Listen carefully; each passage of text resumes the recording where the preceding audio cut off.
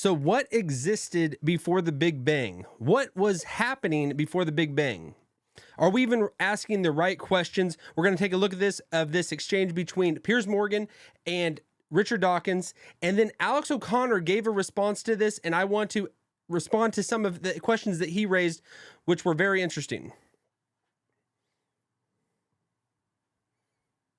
All right, first of all, Richard Dawkins, this was a little while ago between him and Piers Morgan going. Piers Morgan is a Catholic, so he's kind of in that viewpoint of that there is a God. Richard Dawkins obviously does not believe in God. So they come at it from two different viewpoints. Piers Morgan gave kind of he raised some questions like, how can you not understand that you're not making logical sense by saying what was before the Big Bang? And Richard Dawkins tries to reorient or readjust his question because it might be the wrong question that he's asking. And I kind of agree. Which is, what is there before it starts? What is nothing? This is a question for a physicist, not a biologist, but what I would answer to Professor Meyer is that we need to explain complexity in terms of simplicity. And of course it's true that I cannot say what was there before the Big Bang. Physicists sometimes tell us that the word before doesn't even mean anything before the Big Bang. But whatever it was, it but it got to be has simple. to, doesn't it? You cannot suddenly invoke... Doesn't it have to? I mean, someone as logical as you are, and I believe you are, you think about this all very logically. A logical mind surely has to appreciate that before the Big Bang, there has to have been something before then. Otherwise, what is nothing? Richard just said, look, it might not... Okay, so I want to actually respond to some of the things that Alex raises in answering this, because this is... Richard Dawkins points Piers Morgan to a physicist, and he's a biologist. He says, I'm stepping out of my lane and answering that. And is that really a rational response? Because everybody has to kind of deal with this, whether you've kind of studied how the mechanics of the universe work in physics or not. You still got to come to the table and have to answer some of these things, because in a logical mind, we always deal with finite things. Something happens, causes and effect. If the universe didn't always exist, and that is what the explanation is through the Big Bang, because we know there was an origin, was there something before that? And is that the right question? To me, that is kind of moving past the realm of what Rich Dawkins is getting at, because he tries to change the viewpoint of Piers. But I want to answer some of these things that Alex O'Connor raises and his response to this, because I think it's very well founded in what he's saying, because this kind of fits into the Christian worldview, because the before aspect of timelines, if there was something we can't ask that. The Christian viewpoint is before, God doesn't have a before. He doesn't have a starting point. And he's the one who has always existed.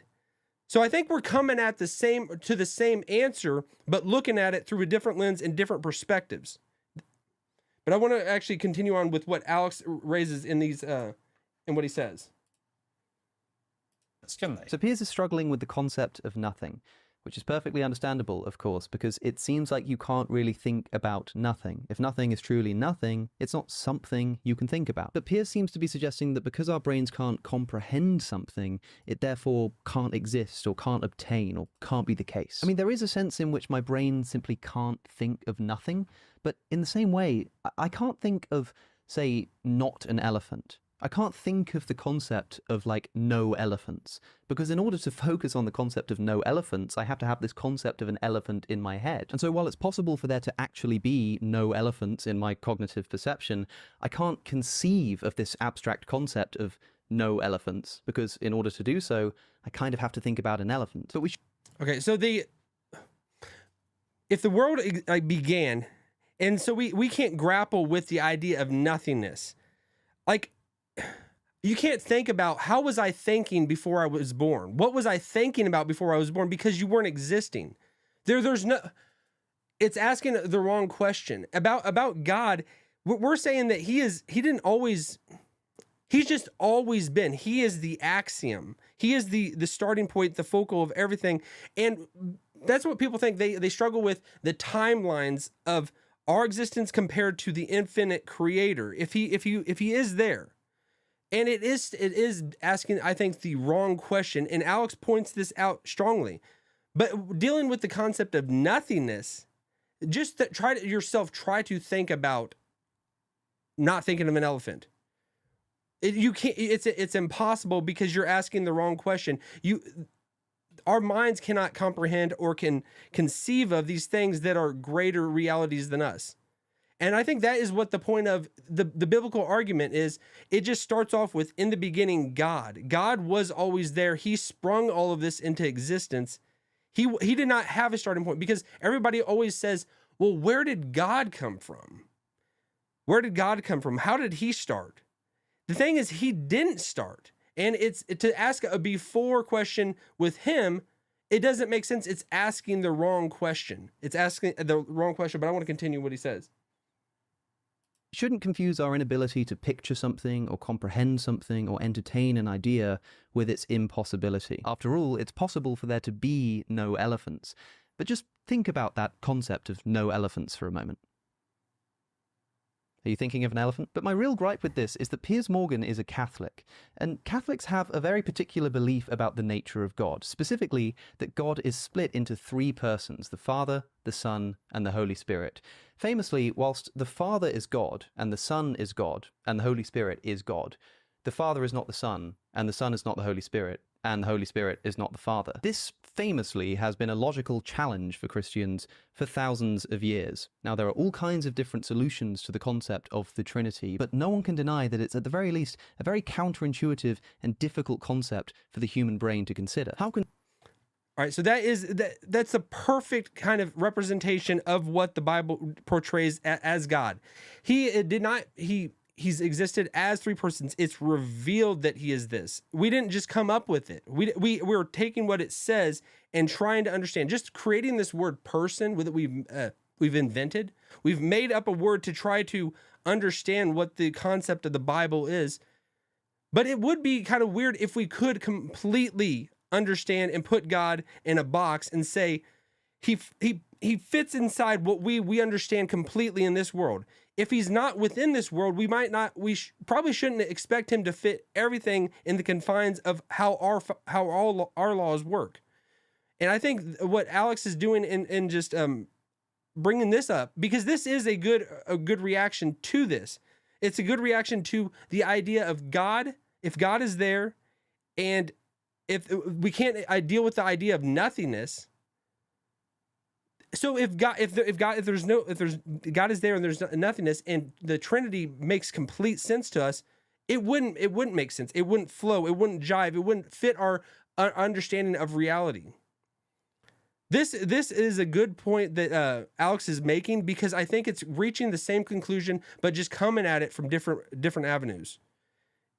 This is, but I want to continue. How can three persons exist as one God? If I were to ask this to Piers Morgan, I don't know what he would say, but he would at least have to admit that it's, unintuitive, maybe running slightly contrary to common sense. And in fact, maybe he would say something like, look, I'm not a theologian, you're better off asking a theologian. There are people much more intelligent than me that might have an answer to that question, but maybe no one really knows or fully understands the nature of God, but I guess that's just one of the great mysteries of my faith. And the problem is, if Piers is allowed to do something like that for something like the Trinity, then why shouldn't Richard Dawkins be able to do the same thing for the Big Bang? It did just strike... All right, so that is... I think we're saying the same thing. We're coming at it from different lenses, but it doesn't make sense if we just completely it's all naturalistic. There was a before that happened before the universe. If that would fit into the Christian worldview, the Christian worldview would not make sense. And I absolutely understand that. I get that. But if we understood God completely, I don't think we could rightly call him God. He would just be another idol, another invention of our mind. And this nothingness, if it is out there, which is not even conceivable for us to comprehend or even kind of invent, we would be completely on an island and we wouldn't understand what the heck we were doing. in this universe. But I think this is what what Alex brings to the table and what he makes up is very understandable and very clearly articulated. So I think he has got I think he's going in the right direction. I just think he's kind of missing it in a little way. But if you've enjoyed this video, hit this link and I'll see you all on the other side. I could see the cracks form in the paint, growing like a fire, what do I say? Can you see them? Can you see them? Choking on the words, choke on your name, choke back on the doubts I hold.